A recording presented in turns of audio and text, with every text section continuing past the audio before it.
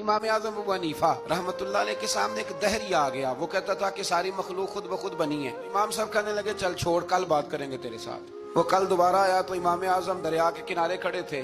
کہنے لگا امام صاحب بڑے پریشان کھڑے ہو، تو آپ فرمانے لگے پریشان اس لیے ہوں کہ میں نے عجیب ہی نظارہ دیکھا ہے۔ ابھی ابھی ایک درخت خود بخود کٹا ہے اور خود بخود اس کے تختے بن گئے، خود بخود کشتی بن گئی ہے، خود بخود دریا میں اتری ہے، اور خود بخود کچھ بندوں کو ادھر لے کے آنے لگ گئی ہے، کچھ کو یہاں سے ادھر لے کے جانے لگ گئی ہے، سارا کچھ خود۔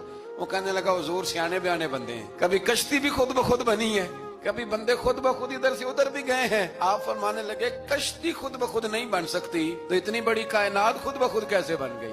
اور اگر بندے ادھر سے ادھر خود بخود نہیں آ سکتے تو بتا یہ سورج اور چاند خود بخود ادھر سے ادھر کیسے روز چلے جاتے ہیں؟ تھوڑی دیر چپ رہا، پھر آ کے امام اعظم کے ہاتھ چومے اور کہنے لگا آپ نے تو کمال کر دیا، میرا ذہن صاف ہو گیا، مجھے کلمہ پڑھائے، میں بھی مدینے والے محبوب کا غلام بن جاتا۔